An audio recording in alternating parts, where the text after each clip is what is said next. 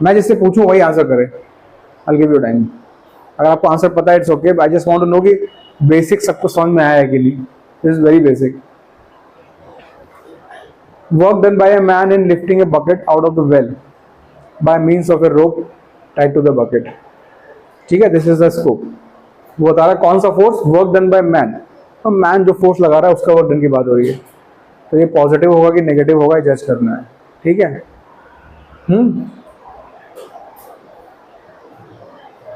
Clear? Alisha क्या लगता है आपको, क्या विचार है आपके इसमें? कोविड क्यों होगा पॉजिटिव? क्योंकि वो अक्षदा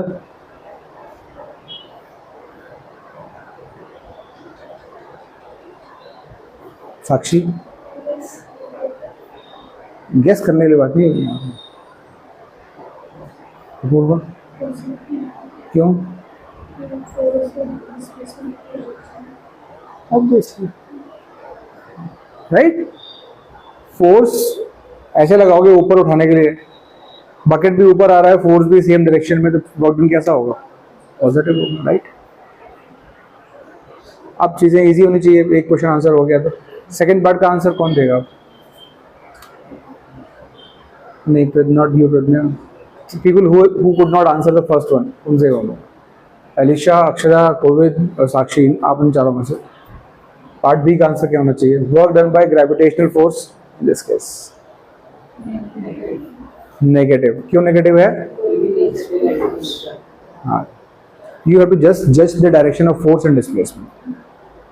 अगर आप कॉन्सेप्ट को ही सही तरीके से पकड़ के नहीं चलोगे तो आप कभी कुछ बस गेस करते रहो। गेस नहीं करना है।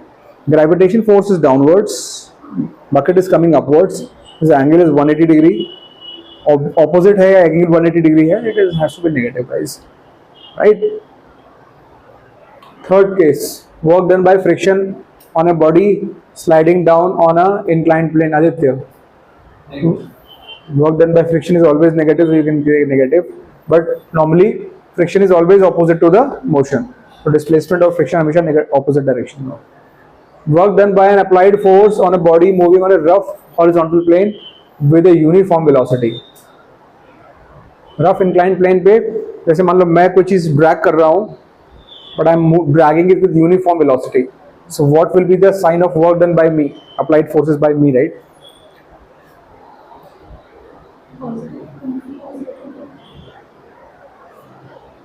बाकी लोग पॉजिटिव। अगेन यूनिफॉर्म वेलोसिटी से मतलब नहीं है। वो यूनिफॉर्म वेलोसिटी तो इसलिए है कि नेट फोर्स उस पर जीरो है। यूनिफॉर्म वेलोसिटी तो इसका मतलब है कि नेट फोर्स जीरो है, बट जो मैं फोर्स लगा रहा हूँ वो तो ना बेकार जा रहा है, उससे वो आगे आ रहा है ना। I am applying a force and the object is coming in the same direction, so it is positive. इसीलिए कहते हैं एनसीईआरटी करना बहुत जरूरी है। आप पूरा साइंटिस्ट बन के निकलोगे बाहर, एनसीईआरटी नहीं होगी क्या फायदा है ना? तो एनसीईआरटी करना जरूरी है। Work done by resistive force of air, it has to be negative. Resistive force always negative. Question number 5.2 आप लोग ऐसे असाइनमेंट ले सकते हो, ठीक है, हो जाएगा।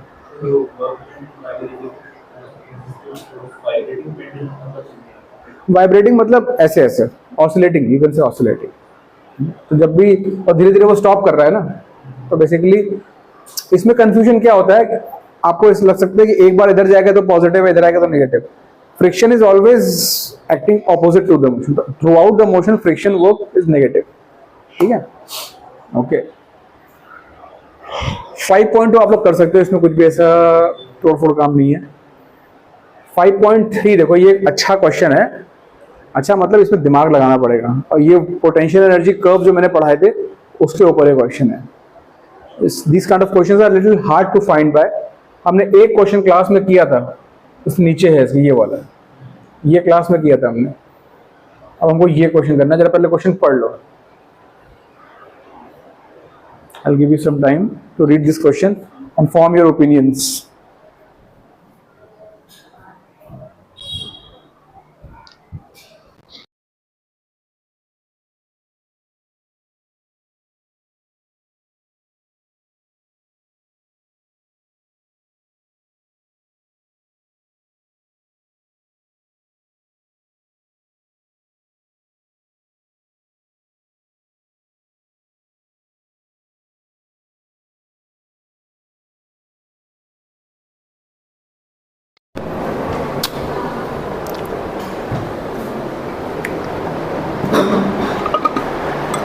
क्वेश्चन समझ में आया आप लोगों को? क्वेश्चन ये बोल रहा है कि ये आपको पोटेंशियल एनर्जी के कुछ कर्व्स दिए हुए हैं, ठीक है, एक ऑब्जेक्ट, एक ऐसा दिया हुआ है, एक ऐसा दिया हुआ है, एक ऐसा है और एक ऐसा है, ठीक है। अब वो पूछ रहे हैं, अब एनसीईआरटी में क्वेश्चन जब घुमाते हैं ना तो इतना बुरा घुमाते हैं कि मतलब कुछ समझ में नहीं पूछना क्या चाह रहे हैं। वो एक्चुअली उनका टेंडेंसी है कि क्वेश्चन में वो बहुत कुछ ओपन छोड़ देते हैं। तो अब unless until someone explains you this question कि वो पूछ क्या रहा है, क्लिक नहीं होता कि करना क्या है। तो मैं आपको क्लिक करवा देता हूँ करना क्या है। उन्होंने क्या किया है, हर केस में टोटल एनर्जी का जो एक ये दिखाया हुआ है पॉइंट दिखाया है, मतलब ये जो लाइन है इससे आप एक हॉरिजॉन्टल लाइन खींचो, so this will be your total energy. Generally हम लोग इस तरीके से बना देते हैं, ये टोटल एनर्जी है, this is the sum of potential and kinetic. तो यहाँ पे आपको जो दिख रही है वो सिर्फ पोटेंशियल है, काइनेटिक होगी जो भी होगी, ठीक है, हमको नहीं पता, उसके बारे में कुछ कमेंट नहीं किया उन्होंने। यहाँ पे इस तरीके से टोटल एनर्जी का कर्व जो है वो कुछ इस तरीके से, ठीक है, वैसे इसमें भी अब इस केस में वो पूछ रहे हैं कि कौन से रीजन्स हैं जो जहाँ पे ऑब्जेक्ट हो ही नहीं सकता। आपको याद करो, मैंने आपको बताया था एक कर्व दिखा के, हॉरिजॉन्टल लाइन ड्रॉ करा के, कि इन रीजन्स में ऑब्जेक्ट नहीं लाई कर सकता है। और रीज़न सिर्फ एक ही था उसका, कि ऑब्जेक्ट की काइनेटिक एनर्जी नेगेटिव नहीं हो सकती है। ऑब्जेक्ट की काइनेटिक मतलब अगर आपकी टोटल एनर्जी ये है तो और पोटेंशियल एनर्जी ये है, तो आप खुद समझ जाओ कि ये यहाँ पे हो सकता है या नहीं। समझ रहे हो बात को? तो that is the question. Potential energy can be negative but kinetic energy can not B negative. अगर ये मेरी टोटल एनर्जी है और ये मेरी पोटेंशियल है पॉजिटिव, मतलब ये अगर 10 जूल है और ये 8 जूल है, so the only way this can happen is कि kinetic energy has to be negative -2। Kinetic energy की मिनिमम वैल्यू 0 होती है जब वो ऑब्जेक्ट रुका हुआ होता है। Half mv² is always positive और 0। तो इसका मतलब है कि डेफिनेटली ए से लेके आगे तो ये ऑब्जेक्ट हो ही नहीं सकता, और ए के पहले की कहानी इन्होंने कुछ बताई नहीं है। तो बेसिकली हम वी कैन से इसके पहले की कहानी कुछ बताई नहीं है, तो हो सकता है हो ना हो, कह नहीं सकते। लेकिन हाँ, डेफिनेटली x = a के आगे ये ऑब्जेक्ट लाई नहीं कर सकता, क्योंकि इस रीजन में आते ही potential energy is higher than the total energy. मतलब आप ऐसे सिंपल सोच लो कि टोटल एनर्जी ये है, तो इसमें काइनेटिक एनर्जी जुड़ के और ऊपर जाएगा, या तो यहीं रहेगा, 0 होगा तो नीचे कैसे आ जाएगा, क्योंकि काइनेटिक एनर्जी नेगेटिव नहीं हो सकती। बस इतना ही, ठीक है, okay. So this is how we have to interpret this boss, ठीक है। यहाँ पे आ जाते हैं। अब देखो दूसरा ग्राफ देख लो आप। एक और चीज़ पूछी था इसमें, in each case specify the regions if any which the particle can not be found, वो हमने बता दिया। Also indicate the minimum total energy of the particle must have in each case, मतलब मिनिमम टोटल एनर्जी क्या होनी चाहिए। Minimum total energy जो इस, देखो अगर आपको टोटल एनर्जी मिनिमम चाहिए, ऐसे सोचो गाइस, तो कुछ नहीं, सिर्फ कंफ्यूज करने के लिए लैंग्वेज ऐसे यूज़ करते हैं कि आप कंफ्यूज हो।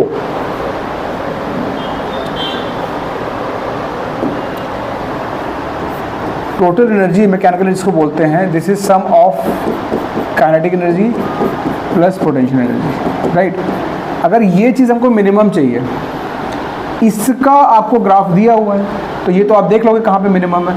अब ये आपको सोचने के लिए बोल रहे हैं कि काइनेटिक एनर्जी की मिनिमम वैल्यू 0 है। तो बेसिकली इसका जो मिनिमम है वो टोटल एनर्जी का मिनिमम हो जाएगा। That's what it is. तो ये 0 है मिनिमम जब ऑब्जेक्ट रेस्ट पे हो। तो अब यहाँ से हम लोग वापस आते हैं अपने पहले इसमें जज करो, इस वाले सेकेंड वाले केस में कहाँ पे ऑब्जेक्ट हो सकता है या नहीं हो सकता है। ये this is the total energy थी।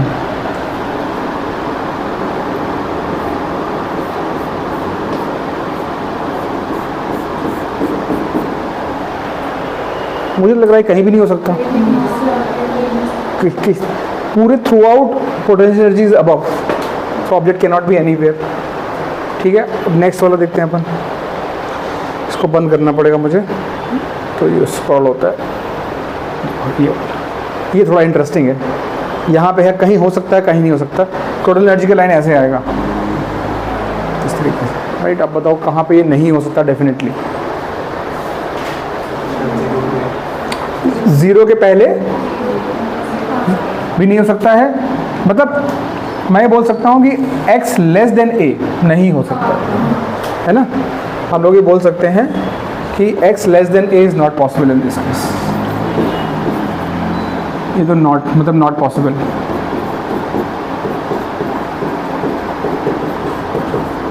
अच्छा, x ग्रेटर देन a में पॉसिबल है, हाँ, क्योंकि टोटल एनर्जी की लाइन ये आ रही है, पोटेंशियल एनर्जी नेगेटिव है, तो काइनेटिक एनर्जी ऐड होके यहाँ पहुँच सकता है मामला, पॉसिबिलिटी है।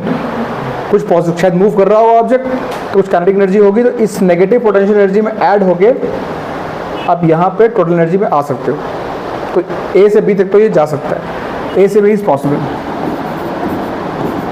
A से B पॉसिबल, मतलब कैन बी फाउंड। B से आगे फिर भी प्रॉब्लम हो गई, ये पोटेंशियल एनर्जी इसकी आगे निकल गई, kinetic energy can not B negative, ठीक है। तो अब इन्होंने 3-4 क्वेश्चन ग्राफ बना के आपके दिमाग में वो चीज़ डालने की कोशिश करी है कि आप समझ जाओ इस चीज़ को, इस ग्राफ को कैसे इंटरप्रेट करना है, प्रॉब्लम किसी तरीके की बन सकती है, ठीक है। अब इसका नेक्स्ट वाला देख लेते हैं अपन।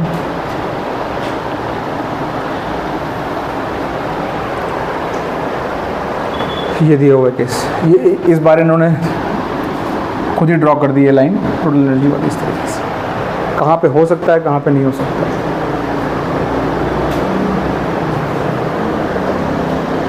कौन बताना चाहेगा मुझे इसका आंसर? पहले बताओ कहाँ पे ये हो सकता है, ये पहले देख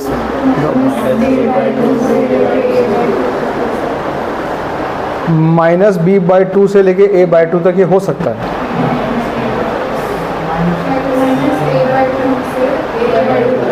-a/2 से a/2 तक ये हो सकता है, हाँ ठीक है। क्या -b/2 के पहले भी हो सकता है, पोटेंशियल एनर्जी बिलो, हाँ हो सकता है। b/2 के आगे भी हो सकता है, यस। क्या ये -b/2 से -a/2 के बीच में हो सकता है? इधर नहीं हो सकता है, क्योंकि टोटल एनर्जी है ये और पोटेंशियल ज़्यादा निकल गई है, राइट। तो ये तो बेसिकली इसका पॉसिबल रीजन हो सकता है -∞ से -b/2 और -a/2 + a/2 फिर b/2 to infinity, right. This is the possible regions, ठीक है। और हर केस में जो मिनिमम एनर्जी होगी डियर, वो मिनिमम पोटेंशियल एनर्जी होगी, क्योंकि काइनेटिक एनर्जी 0 हो सकती है, तो इस केस में -v1 हो जाएगी, इस केस में -v1 हो जाएगी। तो जो भी पोटेंशियल एनर्जी का मिनिमम है, that is your total minimum energy possible, right. Okay, अच्छा रिकॉल हो गया ये कॉन्सेप्ट। ओके, चलो आगे बढ़ते हैं। ये क्वेश्चन हम क्लास में कर चुके हैं, आई एम स्किपिंग, बट अच्छा क्वेश्चन है, ये मेंस में आ चुका है और इस सेम कॉन्सेप्ट पे एडवांस में भी क्वेश्चन आ चुका है, तो अगर भूल गए हो तो उसको रिकॉल कर लेना प्लीज़। बहुत ही अच्छा क्वेश्चन है। यहाँ पे जस्ट क्विकली रिकैप, आपको कर्व दिया हुआ है पोटेंशियल एनर्जी का एक ऑब्जेक्ट का, जो अपने को दिया हुआ है ½ kx², पूछा गया है show that the particle of total energy 1 joule, total energy यहाँ 1 जूल बोल दिया, तो ये 1 जूल की लाइन ड्रॉ कर दी इन्होंने, ठीक है। Moving under this potential must turn back when it reaches, बहुत ही प्यारा क्वेश्चन है, must turn back when it reaches x = +-2। तो इसमें हमको ये कॉन्सेप्ट लगाना है कि जहाँ पे टोटल एनर्जी की लाइन पोटेंशियल एनर्जी को कट करती है, वहाँ पे उसकी वेलोसिटी 0 होती है और वहाँ से वो टर्न बैक करता है, क्योंकि इसके आगे उसके पास ऑप्शन, अभी वैसे सवाल किया, अब इसके आगे कैसे जाएगा? अगर इसके आगे गया मतलब क्या बोल रहे हैं, काइनेटिक एनर्जी नेगेटिव है, क्योंकि ये आगे निकल गया, पोटेंशियल एनर्जी ज़्यादा हो गई, टोटल एनर्जी ये दी हुई है 1 जूल, उसकी लाइन ड्रॉ की हुई है। इसका मतलब ये जो कटिंग पॉइंट्स हैं, they are your 0 velocity cases. तो यहाँ पे ये टर्न बैक करेगा, जहाँ पे भी वेलोसिटी 0 हुई है वहाँ से वो टर्न बैक करता है। तो ये ऐसे ऐसे ऑसिलेट कर रहा है बस। आगे का ग्राफ सिर्फ मैथमेटिक्स, वो मैथ्स तो कुछ भी ऐसे बोल देगी, मैथ्स और फिजिक्स का हमेशा ही प्रॉब्लम रहता है, y = x², मतलब वो कहीं भी ड्रॉ कर सकते हो, but in the context of the problem वो कहाँ से कहाँ रह सकता है, दिस इज लाइक वो ऐसे ही ऑसिलेट कर सकता है इसके बीच में, इसके आगे नहीं जाएगा। It is like a pendulum oscillating between 2 extreme positions. तो यहाँ पे भी वेलोसिटी 0 होगी, यहाँ पे भी 0 होगी। या कॉन्सेप्ट याद रखना है, देखो एग्जाम में सोचना कम है, कॉन्सेप्ट ज़्यादा रखना है। कॉन्सेप्ट क्या याद रखना है कि जहाँ पे भी टोटल एनर्जी की लाइन पोटेंशियल एनर्जी कर्व को कट कर रही है वहाँ हमारा टर्निंग पॉइंट होता है। This is what we have to remember, ताकि आप जल्दी सवाल सॉल्व कर पाओ। चलो अब ये कोई बहुत ही प्यारा क्वेश्चन है, ये भी देखो, ये वाला लास्ट वाला। पहले ये लास्ट डी पार्ट करेंगे, ठीक है, फिर बाद वाले करेंगे, बाद में ज़्यादा नहीं। डी पार्ट, जिसको आंसर चमक जाएगा वो अपना रेज योर हैंड कि सर में समझ में आगे करना है।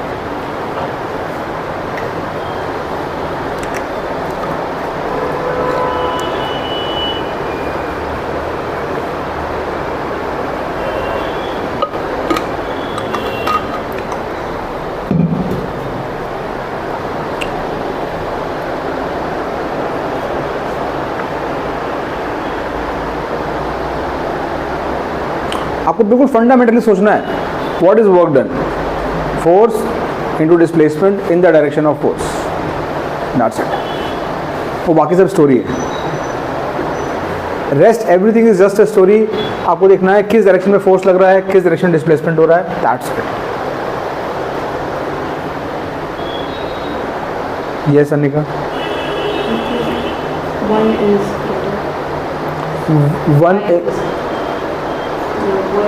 Work done is one is greater. अच्छा,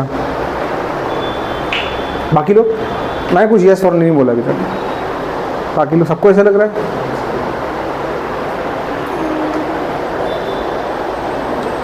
what is the work done in first case? Force into displacement.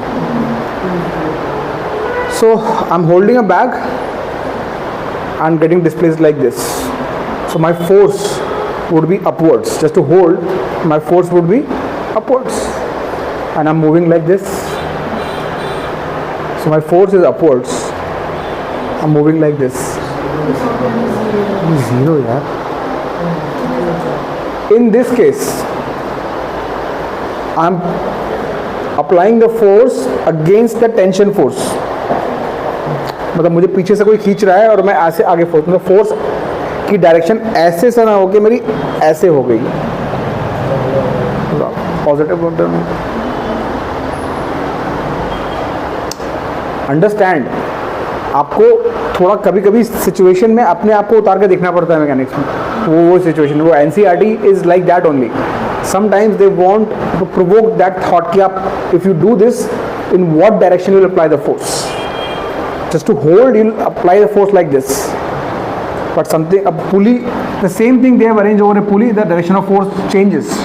So now he'll have to apply a force like this, in this direction. Okay? So in second case it will be more. In second case it will be, in first case it is zero actually. Okay थोड़ा सा इस question में एक problem मैं बोल सकता हूँ, इनको स्पेसिफाई करना चाहिए था कि फोर्स विच फोर्स। तो यहाँ पे ऑब्वियस है किस फोर्स की बात कर रहे हैं, जो ये फोर्स खुद लगा रहा है, वो काइंड ऑफ इम्प्लिसिट। तब यहाँ पे कोई फ्रिक्शन फोर्स की तरफ चला गया तो आंसर अलग तरीके से चेंज होगा, राइट। तो यहाँ पे सिर्फ उस फोर्स की बात हो रही है जो ज़रूरी है इसको होल्ड करने के लिए, ठीक है। ओके अब आते हैं थोड़ा सा ए बी और सी पे। ए क्वेश्चन,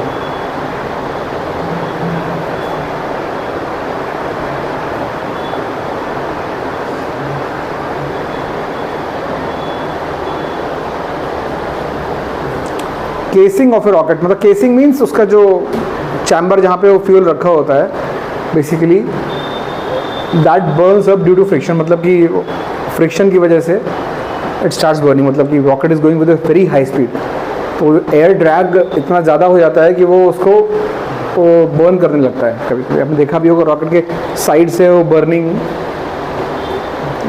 वो दिखाई देता है, ठीक है। तो वो वही बोल रहा है कि उसकी केसिंग जो है वो बर्न होने लगी है। तो ये जो बर्न हो रही है, जो हीट एनर्जी मिल रही है, ये हीट एनर्जी फ्रिक्शन की वजह से जनरेट हुई है, ये भी बता दिया उन्होंने। अब बोल रहे हैं कि कौन एक्चुअली एनर्जी अपनी दे रहा है इस हीट एनर्जी के लिए, रॉकेट या फिर एटमॉस्फेयर। ये अपने को सोचने के लिए बोला उन्होंने कि किसके पैसे खर्च हो रहे हैं, एटमॉस्फेयर के या रॉकेट के।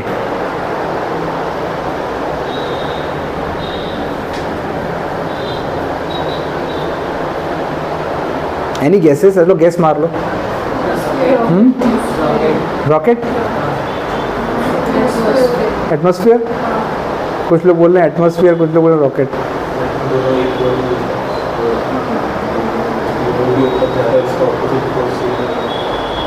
किसी at the end of the day अगर एंटरटेनमेंट हो रहा है तो फाइनली तो कोई तो पैसे भर रहा है टिकट के ना, तो वैसा हो रहा है। एटमॉस्फेयर, अच्छा अगर रॉकेट ना होता तो एटमॉस्फेयर क्या कर पाता? अगर रॉकेट ना मूव करता तो एटमॉस्फेयर क्या करता? एटमॉस्फेयर ही रहता, है ना? तो डियर ये बात समझो कि अल्टीमेटली वो फ्रिक्शन फोर्स पिक्चर में क्यों आ रहा है। Atmosphere is just a means through which friction is coming into picture, लेकिन वो फ्रिक्शन फोर्स आ ही क्यों? अगर मैं ऐसे यहाँ पे खड़ा हूँ, ये बॉटल यहाँ रखी है, फ्रिक्शन फोर्स कुछ कर रहा है? कुछ नहीं कर रहा है। अगर मैं इस पर फोर्स लगा के कुछ इसको मूव करना चाहूँ तो फ्रिक्शन फोर्स वर्क करेगा, बट खर्च तो मेरे एनर्जी हो रही है ना। तो रॉकेट अगर मूव ही नहीं करेगा तो फ्रिक्शन गया, तो फ्रिक्शन गया तो हीट एनर्जी गई। अगर आप हाथ को ऐसे रब करो, हाथ गर्म हो जाए, तो फ्रिक्शन थोड़ी ना अल्टीमेटली वो फ्रिक्शन ने वर्क किया, बट अल्टीमेट एक्सपेंस क्या हुआ? आपके बॉडी के कार्बोहाइड्रेट्स कुछ बर्न हुए होंगे, उसकी वजह से वो एट द एंड। सो वही पूछ रहे हैं कि at the end of the day who is the exchequer, who is the person footing the bill? It is the rocket at whose expense this is coming. So you have to ask कि who is the primary initiator जिसकी वजह से work start हो रहा है। जैसे उस case में I was the primary initiator who started this, so it's my expense. ये भी एक अच्छा क्वेश्चन है, ये आई थिंक आप लोग गेस कर लोगे। इसमें बोल रहे हैं comets move around the sun like now in highly elliptical orbit, मतलब इलेप्टिकल ऑर्बिट है, सर्कुलर नहीं है। The gravitational force on comet due to the sun is not normal to the comet's velocity in general, yet the work done by the gravitational force over every complete orbit of the comet is zero. वो बोल रहा है कि मैं आपको ये help कर देता हूँ इसको समझने के लिए। वो ये बोल रहे हैं कि भाई अगर सर्कुलर ऑब्जेक्ट मोशन होता है, प्योर सर्कुलर, तो यहाँ पे तो हमेशा ऐसा होता है कि डिस्प्लेसमेंट और ये फोर्स नॉर्मल होते हैं, इसलिए ये हम बोलते हैं ज़ीरो है। लेकिन हाँ यहाँ पे तो हम बोल रहे हैं कि भाई जो ऑर्बिट्स हैं वो इलिप्टिकल है। अब इलिप्टिकल ऑर्बिट्स में ऐसा हमेशा तो नहीं होगा, जैसे मान लो यहाँ पे है, ये टेंजेंशियल है, but this angle is not normal now because this is not a circle, this is ellipse. अभी भी वो बोल रहे हैं कि पूरा एक राउंड, अगर मान लो एक कॉमेट यहाँ से चलता हुआ ऐसे आया, पूरा घूमता हुआ और वापस ए पे आ गया, तो वर्क डन ज़ीरो होगा अभी भी, जबकि displacement and the force is not normal.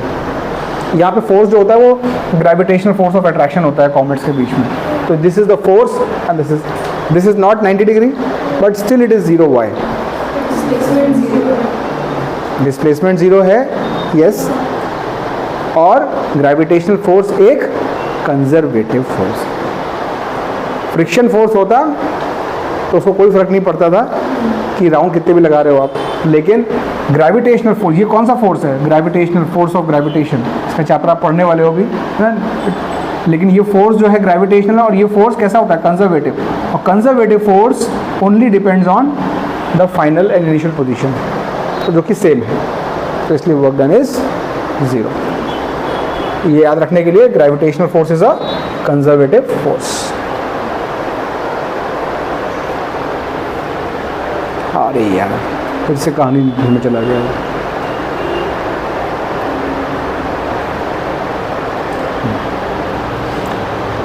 Okay,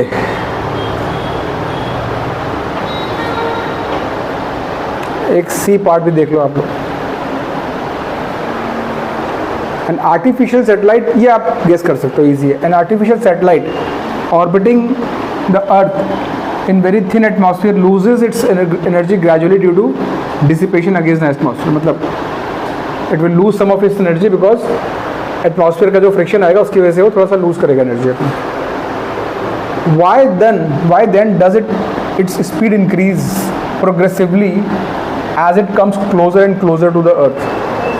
against gravity. Potential energy will reduce. It is coming closer to the earth surface, potential energy will reduce and उसकी वजह से kinetic energy will increase, right? चलो अब ये थोड़ा फटाफट करेंगे, context build हो गया आप लोगों को. When a conservative force does positive work on a body, सोच के आंसर करना है. When a conservative force does positive work on a body, the potential energy of the body increases, decreases, or remain constant. You have to go back to the basic definition of potential energy. Potential energy का definition क्या लिखा था मैंने? Negative of the work done is equal to change in potential energy. अब उस चीज़ से याद करो कि negative of the work done by a conservative force it will decrease. क्योंकि आप negative work करोगे तो increase करेगी. ये बात समझ में आ रही सबको? ये चीज़ इस तरीके से है, हम बोल रहे हैं UF माइनस UI, मतलब ये क्या है? Change in potential energy. This is negative of the work done. अब जब ये क्वांटिटी खुद में नेगेटिव होगी तब ये नेगेटिव नेगेटिव पॉजिटिव होगा, तब UF will be more than UI. इसका मतलब final potential energy will increase, right? जब वर्क डन कंजर्वेटिव फोर्स का नेगेटिव होगा तब पोटेंशियल एनर्जी. ऐसे भी सोच सकते हो, वेट जैसे एक ऑब्जेक्ट मास m है, ठीक है, आप इसको ऐसे लेके जा रहे हो, पोटेंशियल एनर्जी इंक्रीज कर रही है ना. वर्क डन क्या है ग्रेविटेशन फोर्स का? नेगेटिव है ना.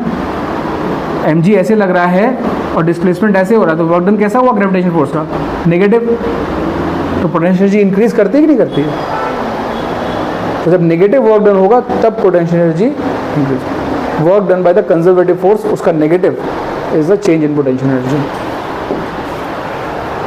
और माइन्यूट कॉन्सेप्ट्स हैं, कंफ्यूजन से रहते हैं वहाँ. Work done by body against friction always results in a loss of its kinetic और पोटेंशियल. क्या स्ट्राइक करूँगा मैं? Loss in kinetic energy, right? देखो एक चीज़ याद रखो, इसका यहाँ पे एक कॉन्सेप्ट है इसमें छोटा सा. कभी भी पोटेंशियल एनर्जी की बात अगर हम करें तो नॉन कंजर्वेटिव फोर्स पिक्चर में नहीं आएगा. समझ रहे बात आप लोग? कि कभी भी जब नॉन कंजर्वेटिव की बात कर रहे हैं फोर्स, तो उसका पोटेंशियल से कोई लेना देना ही नहीं है, आउट ऑफ कॉन्टेक्स्ट. बस इतना याद रखो. तो या तो conservative non conservative force kinetic energy को कम कर सकता है, जीरो कर सकता है, जो भी करेगा वो काइनेटिक एनर्जी पे ही करेगा. Its only target is kinetic energy. There is no relation of non conservative force with potential energy. Simple. सी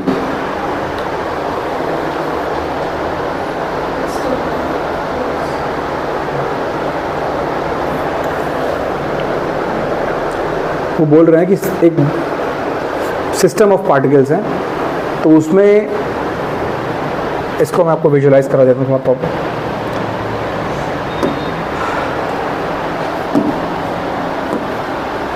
मान लो मेरे पास एक डब्बे के अंदर बहुत सारे पार्टिकल्स हैं. ये एक सिस्टम बना दिया है मैंने, ठीक है? बहुत सारे पार्टिकल्स हैं, M1, M2, M3, ये 4 पार्टिकल लेता हूँ. ये आपस में एक्शन रिएक्शन लगा रहे होंगे, ये सब इंटरनल फोर्सेस होंगे, ठीक है, सारे इंटरनल फोर्सेस. लेकिन एक एक्सटर्नल फोर्स भी लग रहा है. तो समझ गए? अब इस कॉन्टेक्स्ट में अपने को देखना है वो क्या बोल रहा है कि एक्सटर्नल फोर्स लग रहा है, ये इंटरनल फोर्सेस हैं, और इंटरनल फोर्सेस हमेशा एक्शन रिएक्शन होते हैं, तो ये अपने को पता है.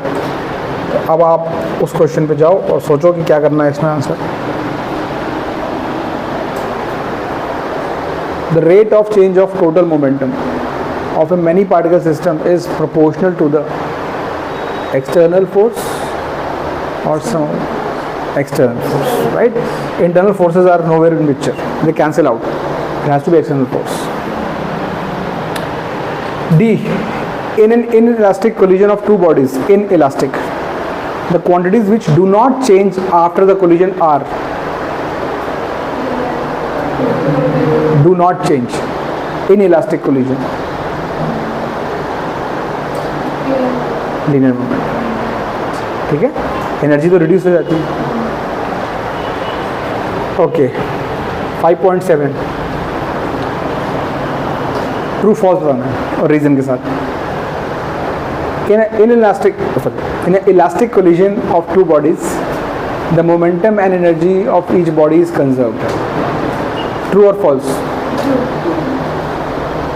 False. Each body is conserved. It's the system का दोनों का combined conserve रहता है. Be careful. ये क्या बोल रहा है कि काइनेटिक एनर्जी इसकी जो है वो उसकी रहेगी, इसकी जो है वो उसकी रहेगी, ऐसा नहीं है. It can exchange but total will be conserve. So this statement is false. ध्यान से पढ़ना होता है. B, total energy of a system is always conserve no matter what internal and external forces are present on the body. ये बोल रहे हैं कि आप किसी बॉडी को छोड़ दो, नो मैटर उस पर कैसे भी फोर्सेस लग रहे हैं, उसकी टोटल एनर्जी हमेशा कंजर्व रहेगी, which is bogus. Friction force जब भी लग रहा होगा टोटल एनर्जी उसकी डिसिपेट हो जाएगी. Work done in the motion of a body over A close loop is zero for every force in the nature. जो आप लोग डिस्प्लेसमेंट और लॉजिक दे रहे थे वो यहाँ पे अप्लाई हो जाएगा, लेकिन वो गलत हो जाएगा. It is only true for conservative force. Non conservative force it does not depend on the path, so it will be there. But for a conservative force, so this statement is false. कोई statement अगर सारे चीज़ों के लिए true नहीं है तो वो कभी ट्रू नहीं हो सकता, वो फॉल्स हो जाता है. और कोई भी चीज़ जो एक बार भी किसी चीज़ के लिए फॉल्स हो गई वो फॉल्स हो जाती है. ठीक है. तो in elastic collision, in elastic the final kinetic energy is always less than the initial kinetic energy of the system. तो डेरिवेशन किया था हमने, ट्रू है. Final kinetic energy is always less. There is always a loss of kinetic energy. There is always a loss. NCERT, answer carefully. Okay, with reasons. In an elastic collision of two billiard balls, is the total kinetic energy conserved during the short time of collision. कितना एकदम बाल की खाल निकालना इसको, वो ये कर रहे हैं. बोल रहे हैं कि इलास्टिक कोलिजन हो रहा है टू बिलियर्ड बॉल्स का, क्या उसकी kinetic energy conserve even during the balls when they are in contact. Go back to the spring example I give. No, right? Because for a small duration वो spring जब दबी हुई है, अभी वो पूरी खुल नहीं पाई है, वो दबी हुई है, उस टाइम काइनेटिक एनर्जी बराबर नहीं होगी पहले के, थोड़ा ट्रांसफर में टाइम लग जाएगा. तो it is not conserve during the contact. Now is the total linear momentum conserve during the short time of an elastic collision of two balls. अब बोला ठीक है, छोड़ूंगा नहीं. Now let me get it there. Is the total linear momentum conserved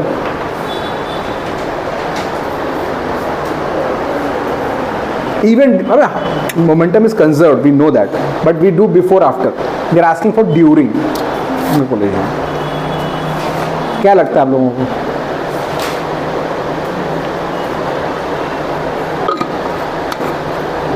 True? मेरा next reasons. Answer carefully with reasons. Anyone wants to take a shot at it? Atharv? Overwhelmed by the questions? ये NCERT है dear. They are very very critical on the understanding of concepts. नहीं होगा, चलो एक नहीं हो गया opinion तो आया, ठीक है. और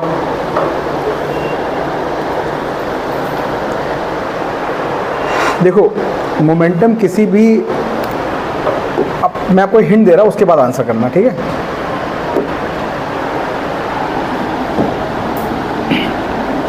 ये कोलिजन का टाइम है, ठीक है. एक बॉल ए है, एक बॉल.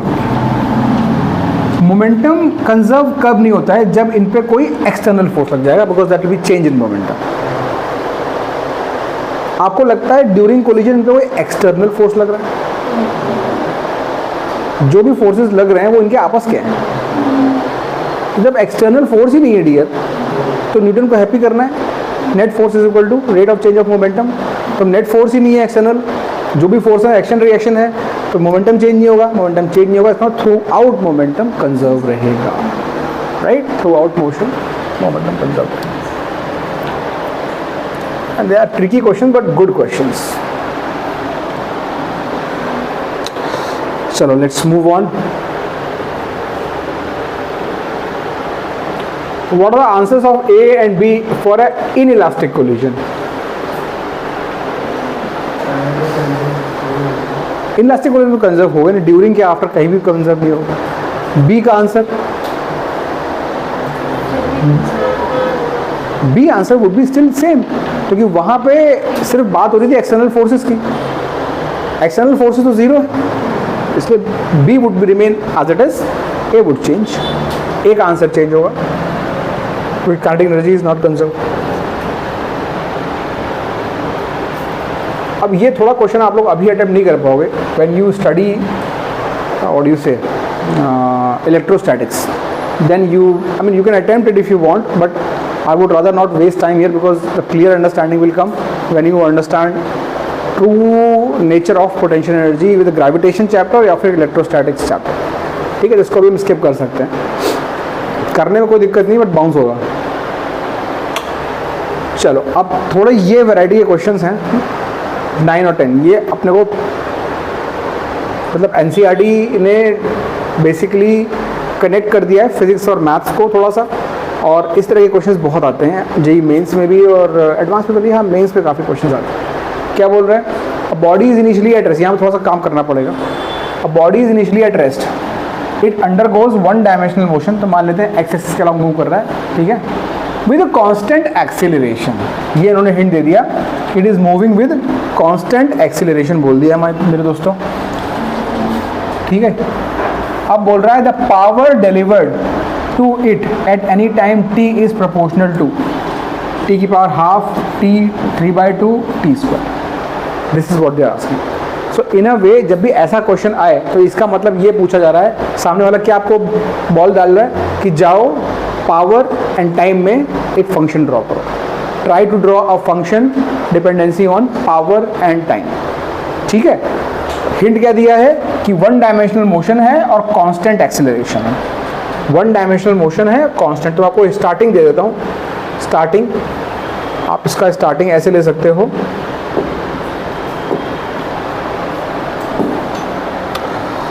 हाँ, ठीक है. पावर जो होता है वो फोर्स इनटू वेलोसिटी, एक फॉर्मूला होता है पावर का, ठीक है. अब यहाँ पे इनको बोला है कांस्टेंट एक्सेलरेशन, मतलब जो ये ए है वो कांस्टेंट है. अच्छा, मुझे ये बताना, अगर एक्सेलरेशन कांस्टेंट है तो मैं इसके बारे में क्या बोल सकता हूँ, फोर्स के बारे में.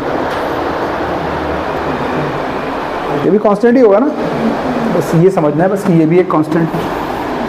और बॉडी जो है रेस्ट से स्टार्ट कर रही है, तो u इज 0. तो v को पहले देखो, सोचने का तरीका क्या है. एक क्वेश्चन चलो मैं हेल्प कर देता हूँ आपको. u 0 है, अभी फोर्स तो कांस्टेंट हो गया, मतलब this is just a constant which is stuck here, ठीक है ना, no issues with this guy can. यहाँ v नहीं चाहिए हमको, उसने बोला है पावर और टाइम में रिलेशन निकालो, पावर और टाइम में. तो अपना दिमाग चलना चाहिए कि यार वेलोसिटी को,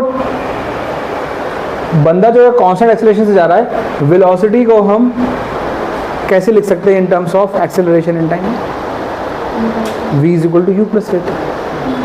तो बस v is equal to u plus a t लिख दो, तो v हट जाएगा, t आ जाएगा पिक्चर में. u 0 है क्योंकि वो बोल रहा है रेस्ट से स्टार्ट किया उसने, तो v is equal to at आ जाएगा. तो यहाँ से पावर आपकी आ जाएगी f into a into t. अब f भी कांस्टेंट है, a भी कांस्टेंट है, तो कांस्टेंट से कांस्टेंट मतलब एक और कांस्टेंट. तो पावर अगर आप देखो तो प्रोपोर्शनल टू क्या आ गई, टाइम आ गया. Power would be proportional to time. थोड़ा डिफिकल्टी यू माइट गेट, लेकिन I am telling you we have to start with what is given and see what are the physical quantities जिसमें वो relation निकालने के लिए बोल रहे हैं. वो पावर और टाइम में मांग रहा है, तो मैंने कहा ठीक है फोर्स तो कांस्टेंट है यार, ये सोचने वाली बात है कि फोर्स कांस्टेंट क्यों लिया मैंने कि भाई एक्सेलरेशन अगर कांस्टेंट है तो F is equal to ma होता है नेट फोर्स, तो जो भी फोर्स लग रहा होगा अगर a कांस्टेंट है m चेंज नहीं होता तो F भी कांस्टेंट है, तो इसको कांस्टेंट ले लिया। अब v नहीं चाहिए मुझे चाहिए t, तो दिमाग लगाया, प्रॉब्लम पे वापस गए, constant acceleration one dimensional motion v is equal to u plus at, तो v को हटा के t ले आए पिक्चर में, तो कभी t को हटा के v लाना होगा, डिपेंड करता है किसकी बात कर रहा है वो, है ना। तो अब मैथ्स में आप जब करोगे इस तरह की प्रॉब्लम धीरे धीरे over the period of next 3, 4, 6 months you will get that mental maturity कि मैथ्स को कैसे यूटिलाइज करना है फॉर फिजिक्स, राइट। क्योंकि मैथ्स में तो सब यही होता है, उसमें तो कॉन्सेप्ट कुछ होता नहीं है, सिर्फ मैनिपुलेशन ही होता है टेक्निक्स का, ये निकालो, ये डालो, ये फॉर्मूला लगाओ, तो वो चीज़ फिजिक्स में भी कभी कभी हमको करनी पड़ती है। तो ठीक है, अब नेक्स्ट प्रॉब्लम आप लोग अटेम्प्ट करने की कोशिश करो विद दिस। नेक्स्ट प्रॉब्लम आप इसमें देखो क्या बोल रहा है, a body is moving unidirection, मतलब सेम सिनेरियो है, मोशन इन वन डायमेंशन है, under the influence of a source of constant power. देखो अब उसने बोल दिया पावर कांस्टेंट है, ठीक है, its displacement in time t is proportional to, मतलब वो मांग रहा है रिलेशन x और t में, वन डायमेंशन को हम x ले लेते हैं, x और t में रिलेशन मांग रहा है, you have to start with statement power is equal to constant. कोशिश करना डियर, कोशिश करने वाले की कभी हार नहीं होती है। तो यहाँ पे पावर इज सम कांस्टेंट, इसको हम a बोल सकते हैं, है ना, इज सम कांस्टेंट। कांस्टेंट को k मत लेना, क्योंकि k हम यहाँ पे काइनेटिक एनर्जी के लिए यूज करते हैं, तो हमने कुछ अब पावर को वही करोगे आप, उसी से आगे बढ़ोगे लेके, और देखो कहाँ से कहाँ जा रहा है, हमको डिस्प्लेसमेंट की तरफ जाना है, तो डिस्प्लेसमेंट को कैसे लेके आए पिक्चर में, क्वेश्चन देखना, ऑब्वियसली क्वेश्चन तो देखना ही होगा।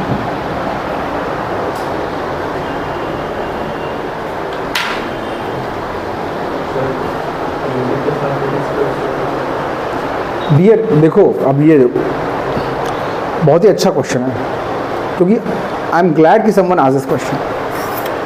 यहाँ पे ut प्लस हाफ at हम क्यों नहीं यूज़ कर सकते, कौन इसका आंसर करेगा?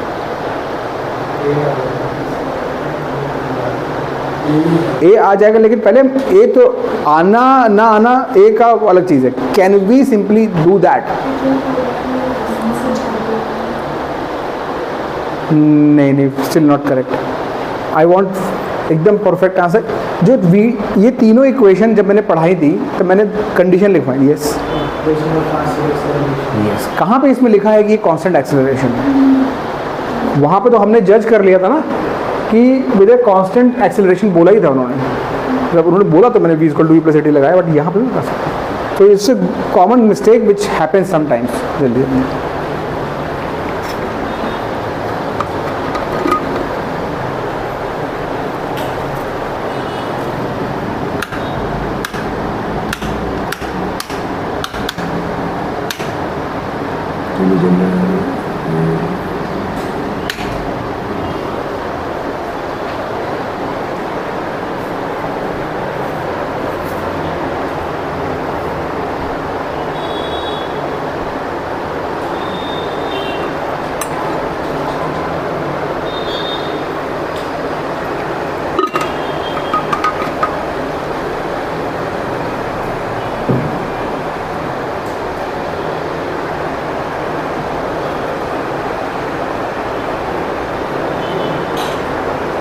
आंसर इसका ये है डियर, 3/2। थोड़ा सा इंटीग्रेशन आपको करना पड़ेगा, बेसिक इंटीग्रेशन। पहले एक काम करो, पहले वेलोसिटी का एज ए फंक्शन टाइम निकालो।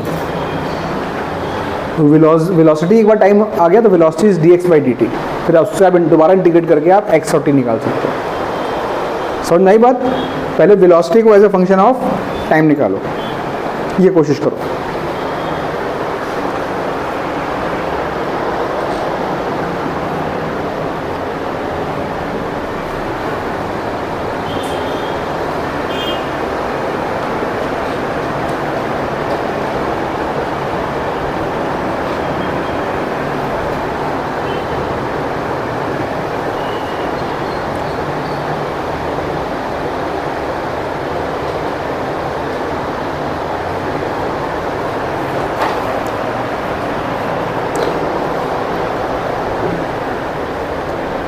गलत होने की चिंता में ना करना is not a good thing. नहीं आ रहा है? देखो अभी मैं आप लोग को हिंट देता हूँ एक।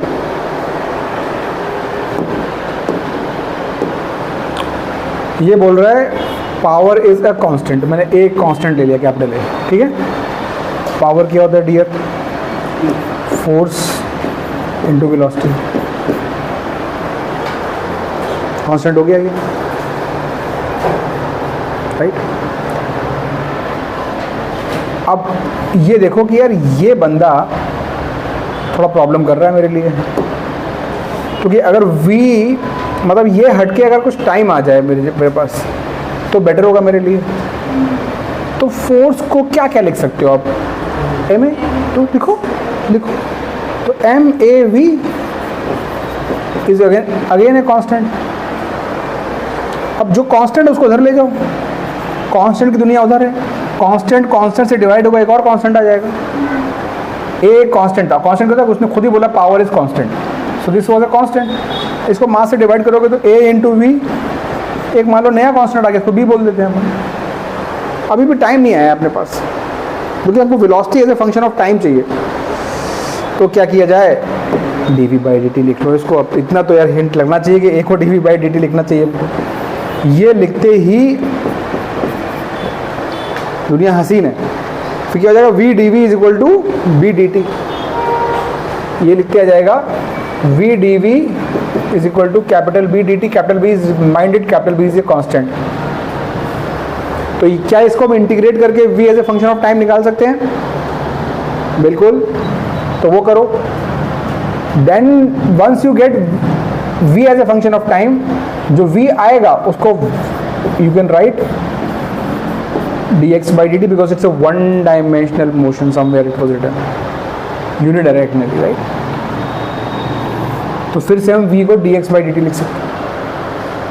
फिर इंटीग्रेट करना पड़ेगा, तो displacement as a function of time, वही पूछा गया। अब हो जाना चाहिए मेरे पास। अब सिर्फ मैथ्स का पोर्शन बचा हुआ है।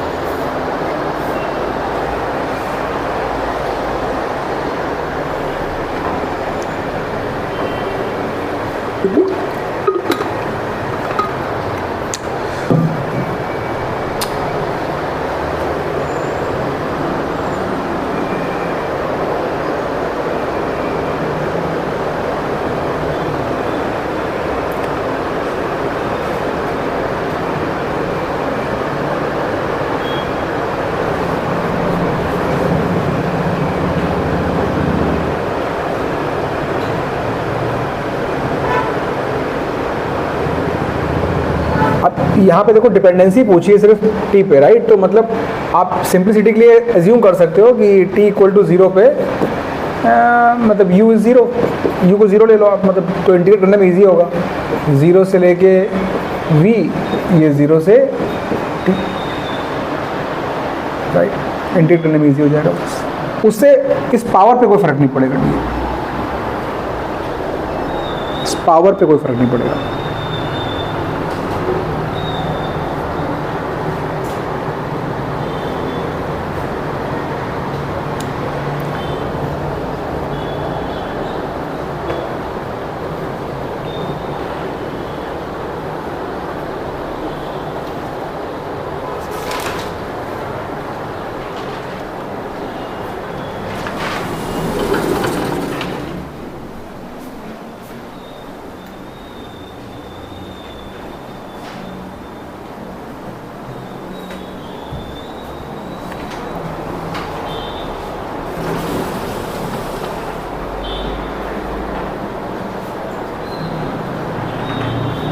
हो गया अभी? अब तो हो जाना चाहिए ये भी। अब तो ये क्या जाएगा, यहाँ से अब करोगे इंटीग्रेट तो वी डी वी का हो जाएगा v square by two. V d v का क्या होगा? X d x x square v square by two. ये क्या आ जाएगा? वी कांस्टेंट और टी आ जाएगा। डी टी का इंटीग्रेशन टी होगा सिर्फ, तो बी तो कांस्टेंट है। तो इसका मतलब क्या है? V square is equal to 2pt। तो वी हो जाएगा स्क्वायर रूट ऑफ 2pt। अब ये 2b से क्या करना है, तो कांस्टेंट ही था तो स्क्वायर रूट होगा, वो भी कांस्टेंट ही होगा. So you can write this as some other constant, right. Let's say इसको बोल देते हैं हम c बोल देते हैं इसको, ठीक है. Sum t to the power half आएगा. Ultimately square root of 2b भी तो एक कांस्टेंट ही होगा ना यार. कांस्टेंट का स्क्वायर रूट निकालोगे तो उसको c बोल दिया मैंने. अब v को लिख लिया मैंने dx बाई dt. ओप्स पापा गया हुआ है क्या, एक मिनट. थोड़ा सा राइट से ऑफ करना पड़ेगा शायद.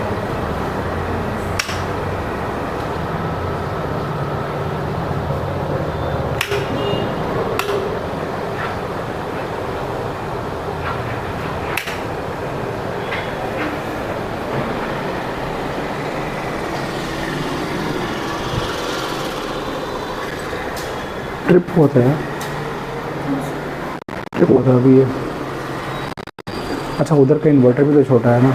हाँ इसलिए लाइट नहीं आ रही, लाइट नहीं है.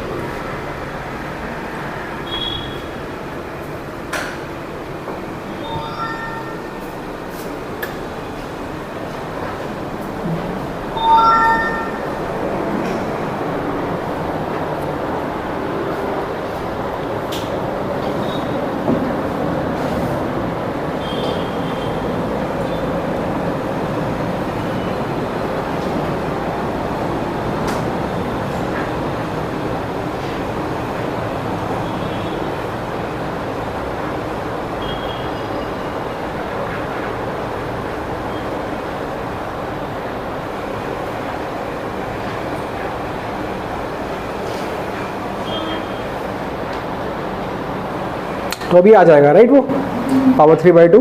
अब इंटीग्रेट करोगे t की पावर हाफ को इंटीग्रेट करोगे तो 1 + 1/2 विच इज 3/2, राइट. तो ये हो गया अपना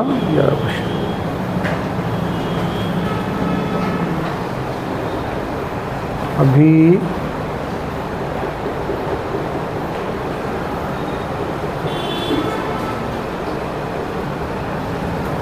फाइव 5.11 कर लोगे आप लोग, देखो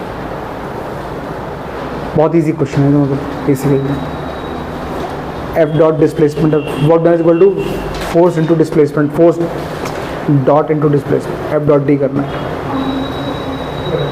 हो जाएगा. डिस्प्लेसमेंट आपका सिर्फ के लॉन्ग है तो ऑब्वियसली आई और जे विल बी यूजलेस, खाली 3k वाला जो है वर्क डन करेगा, ठीक है. सो जो डिस्टेंस है basically this will be your displacement only because it is moving along के, राइट. तो 4k कर सकते हो.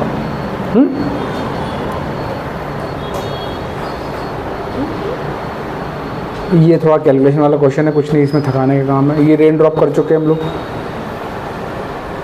5.14 कुछ करना नहीं, सिर्फ आंसर ऐसे पढ़ के बताना है. 5.14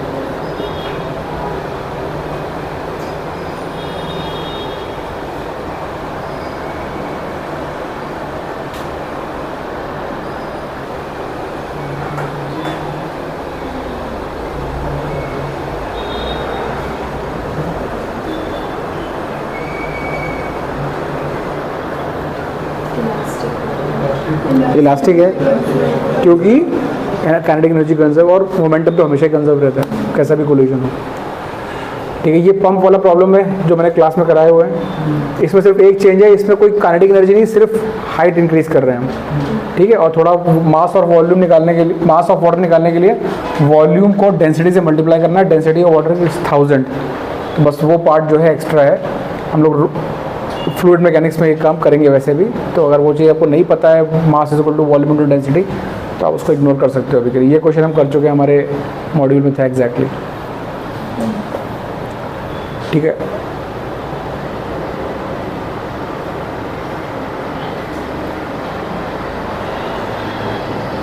.17 ये भी इस तरह के बहुत क्वेश्चन हम कर चुके हैं अपने उसमें. यहाँ 30 डिग्री से इसको छोड़ा है और ये आके इससे टकरा रहा है, ठीक है.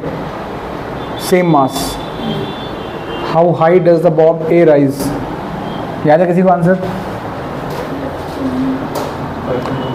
हाँ 5.17. It's elastic collision. अगर सेम मास होता है तो क्या होता है, इंटरचेंज होती है. तो ए की वेलोसिटी क्या होनी चाहिए after the collision? 0. Answer is it will not go anywhere, it will be at rest. ठीक है.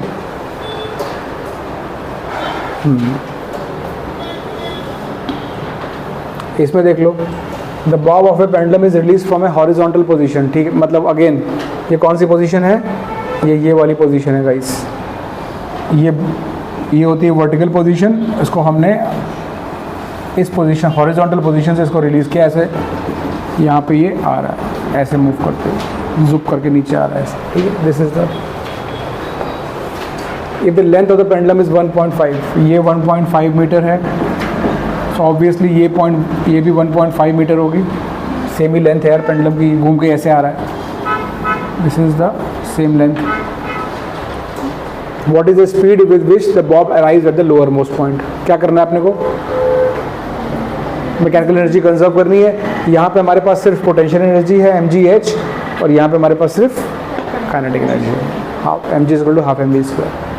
ठीक है, लेकिन एक चीज़, हाँ इन्होंने ट्विस्टेड डाला. इन्होंने बोला कि 5% of its initial energies against, तो मतलब इक्वल नहीं करोगे आप. mgh जो भी है इसका सिर्फ 95%, मतलब 95/100 ही यूज़ होगा हाफ mv स्क्वायर के लिए. 5% लॉस हो गया. ठीक है, ये बड़ा अच्छा क्वेश्चन है. 5.19. I don't know whether you guys can answer this और नॉट. 5.19.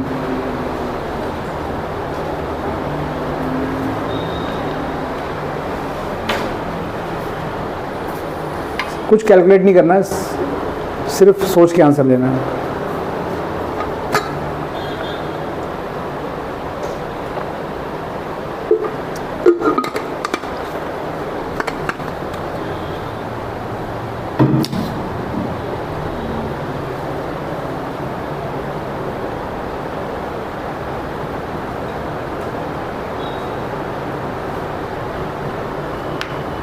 सब डेटा जो दिया है ना इन्होंने, ये सब बेकार का डेटा है.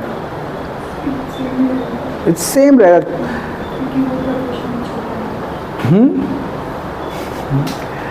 सेम इसलिए रहेगा डियर, जो सैंड के गिरने से जो फर्क पड़ रहा है वो सिर्फ वेट पे पड़ रहा है, और वेट को बैलेंस करने वाला है नॉर्मल फोर्स.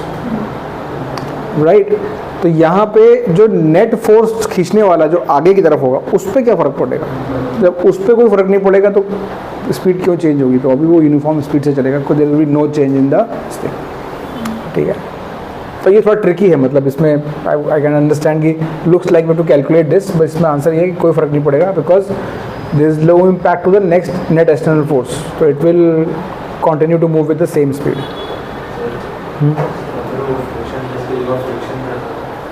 तो फ़र्क पड़ता है, तब तो फ़र्क पड़ता है. देखो यहाँ पे अगर इसने बहुत सही मुद्दा उठा लिया है, तो इस सही मुद्दे पे कौन मुझे बताएगा कि अगर ये फ्रिक्शन होता तो फ़र्क पड़ता. यस, और क्यों पड़ता.